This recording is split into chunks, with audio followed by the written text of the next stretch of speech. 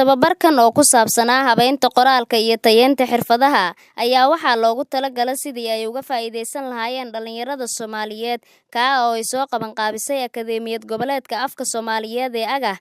Dhalinyaradii ka soo qayb gashay tababarkan ayaa waxa ay uga mahadcelisay Akadeemiyadda, waxa ayna tilmaameen inay muhiim u tahay in la kordhiyo garaadkooda aqooneed ee ku aadan wax ka barashada afka hooyo iyo sidii ay dhalinyarada kaalin uga qaadan lahaayeen soo celinta maqaamkii uu lahaa afka Soomaaliga.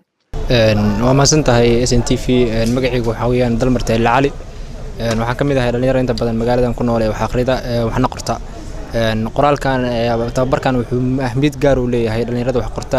wuxuu saxayaa dhalinyaradan inta badan qoraalka sameeyada qaladaadka iyo waxyaabaha ku jira talooyin ayaa laga siinayaa. waxaan aaminsanahay in tababarkan uu yahay mid ahmiyad gaar leh, mid dhalinyarada inta badan u soo jeedaya wacyigelin siinaya sidii wax u qorayaan iyo qaabka qoraalada u sameeyaan.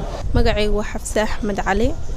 tababarkan waxaan ka faa'iidi doonaa waxyaabo badan ay ka mid tahay habka qoraalka loo sameeyo, astaamaha uu leeyahay qoraalka. waxaan rajeynayaa inaan wax badan ka faa'iidi doono maadaama aan ka mid nahay dhalinyarada jiilka cusub.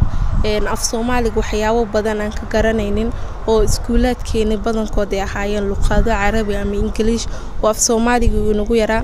waxaan rajeynayaa inaan wax badan ka faa'iidi doono.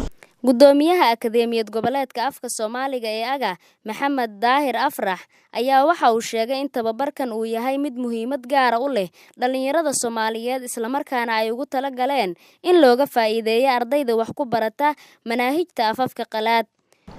in lagu baraarujiyo bulshada Soomaaliyeed in mar kale maqaamkii uu bulshada iyo dalka iyo howlaha wadanka laga qabto uu ku dhaxlaan jiray afka hooyo oo burburka awgiis wiilmay oo dhaawac weyn gaaray iyo hoos u dhac yani aad u weyn in halkiisii lagu socdo iyo meel waliba garanaysa ka sii horumarsan maadaama dawladdu intaas hore loo socdo tallaabooyin hore loo qaadayo.